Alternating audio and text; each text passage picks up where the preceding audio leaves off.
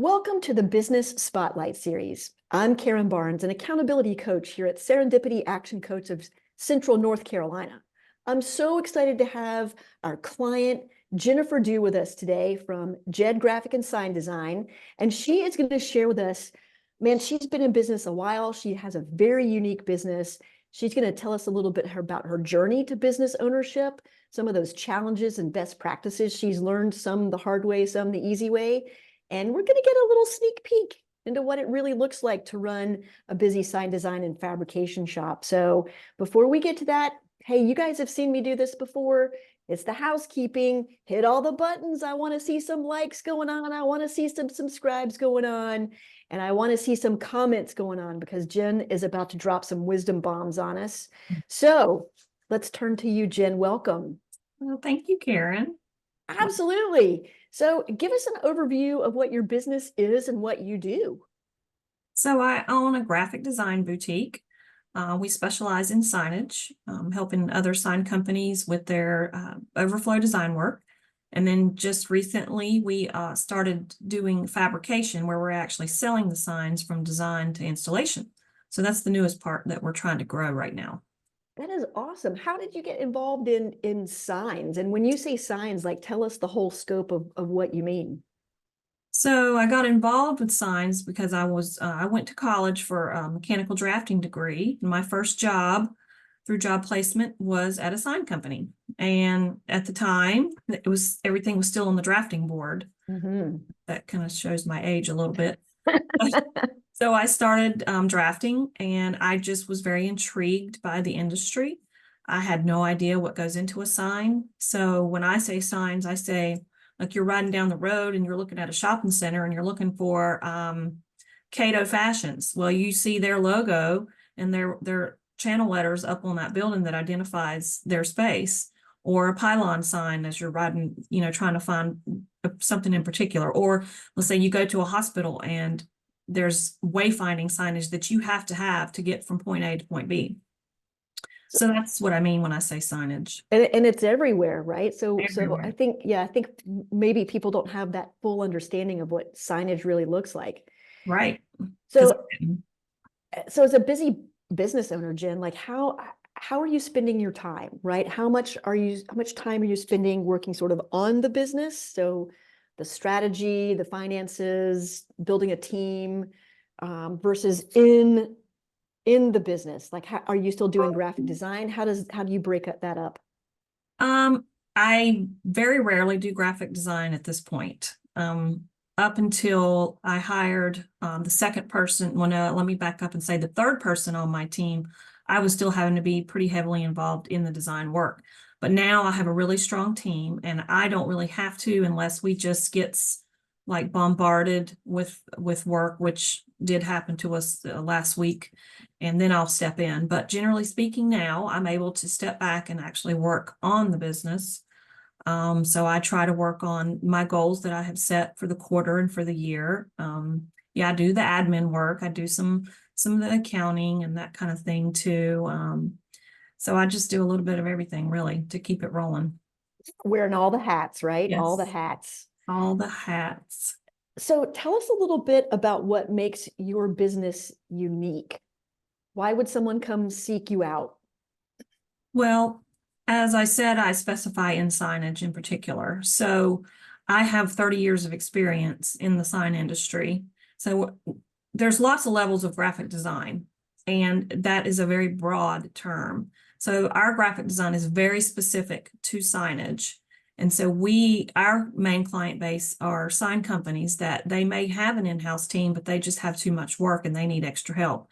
So we are a good resource for them because they know they can trust us. They know that we know what we're doing.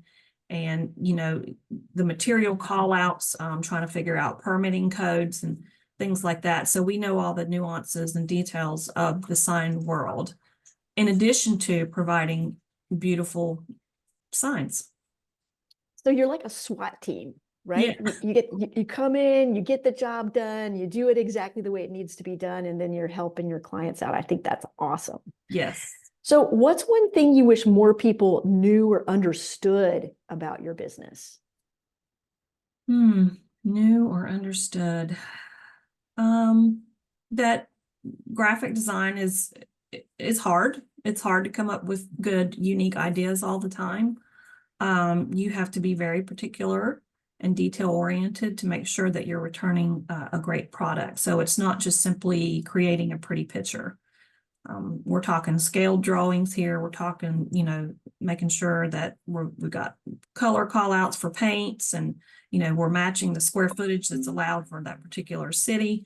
So there's a lot to it.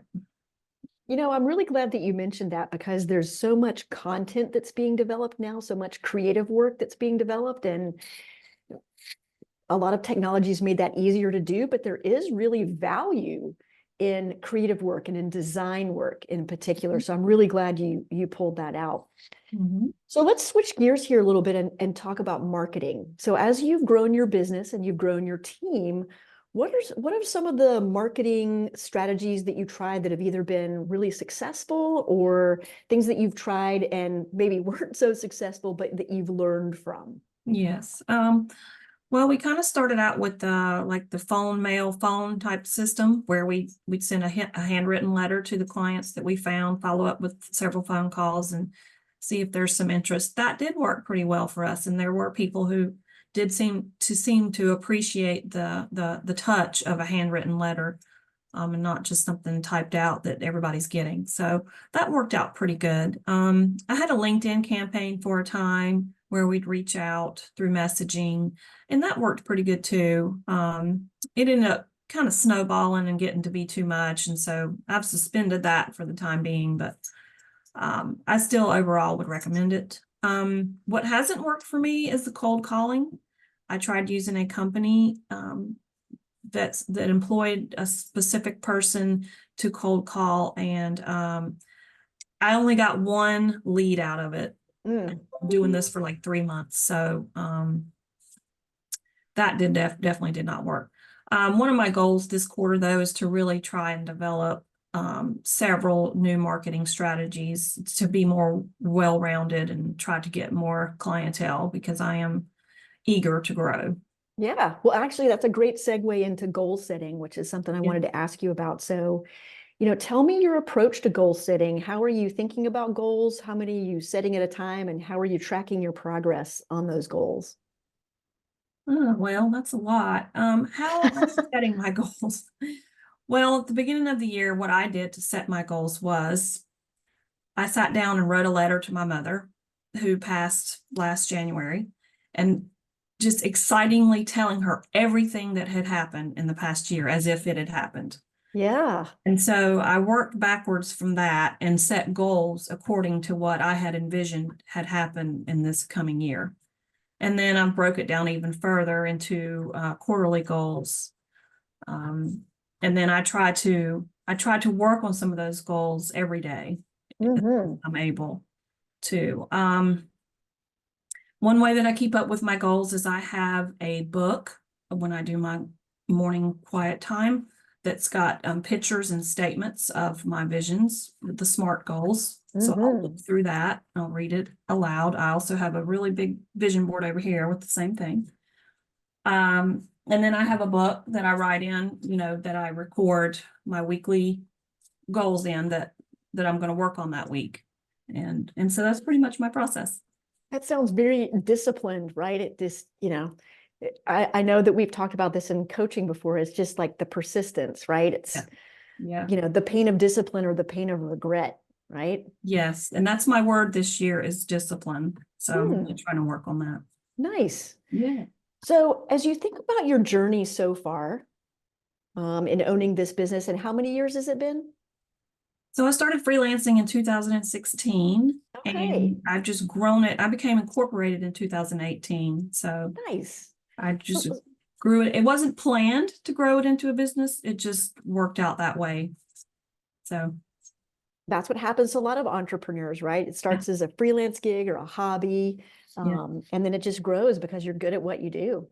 So as you think back to those early days in 2016, 2018, and where you are now, what are some of those big hurdles that you faced as a business owner that just really made you go, whoa, what a learning moment? Um, hiring the right person or the right people is important. I had hired somebody that I thought was a good fit and who turned out to really not be, and kind of drag my business down. And so I learned from that. Mm.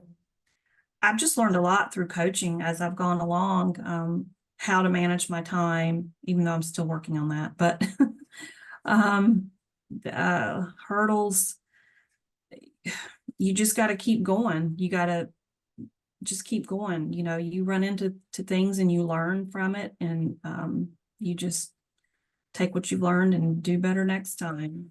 It's really my overall advice on that. Nice.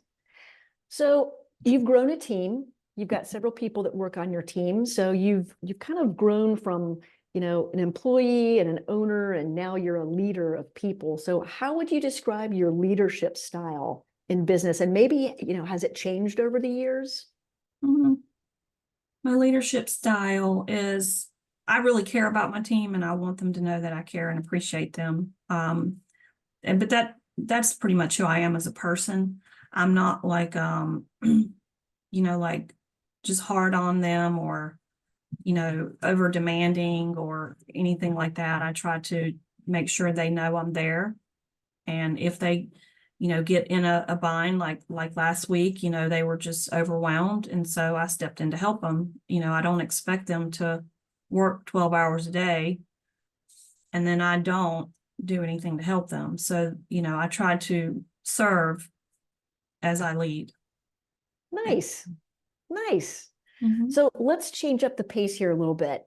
Okay. I'm going to ask you some rapid fire questions, and you're going to give me just some quick answers. Okay. All right, you ready? Yes. All right, here we go, Jen.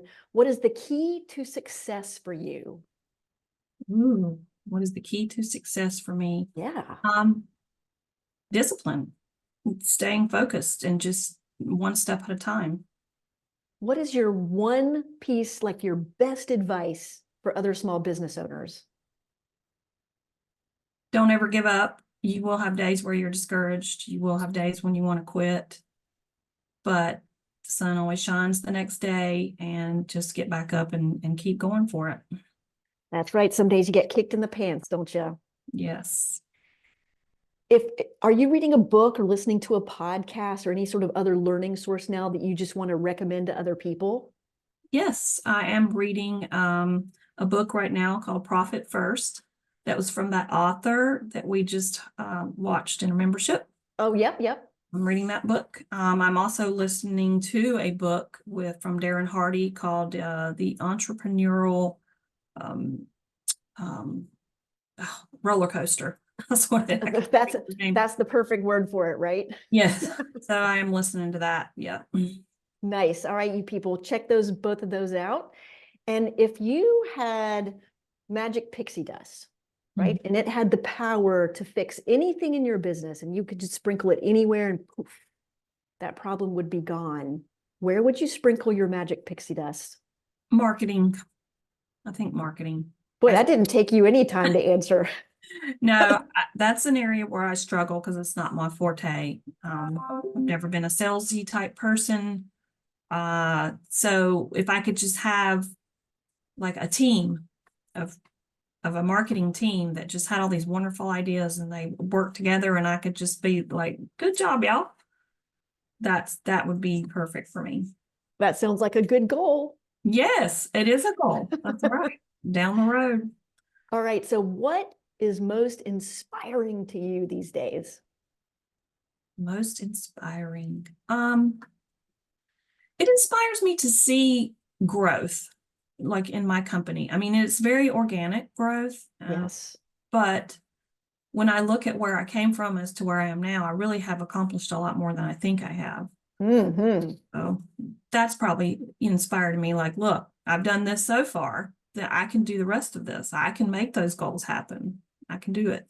That's awesome. Did you happen to see the acceptance speech the other day? I think it was at the Emmys, and this actress, she's been nominated 4 times, and this was the 5th time, and she finally won. And she got up to the podium and she says, I want to thank my directors and colleagues and my family. And then she gets up and you can just feel the power emanating off of her. And she says, and most of all, I want to thank me for Oh, believing in myself and getting back in there and just, doing the hard work. And nobody knows how hard it was but me. I wow. just think that's great when people take a moment to celebrate their accomplishments, which is Yeah. something a lot of us don't do often enough. Yeah, that's great. No, I didn't see that, but I Yeah, like that. That's very, very cool. So mhm. tell us where we can find you on the socials, on the interwebs. Where can we find you? Well, my website is dreadgraphicdesign.com. My secondary website that has to do with the physical product that we sell is jedsigns.com. I'm also on LinkedIn and Facebook.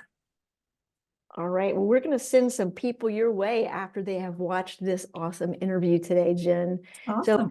thank you so much for sharing parts of your story. I know there's tons of stories we didn't have time to cover today. But hey, listen, you guys, watch this again. Learn from someone who's been there before, right?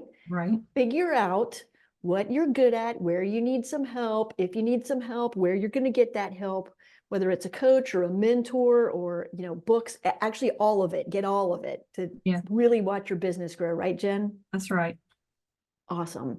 Well, until next time, we will see you and hope that you are wrapping up this episode of the Business Owner Spotlight with some great ideas that you can apply to your business today. Thanks so much for tuning in.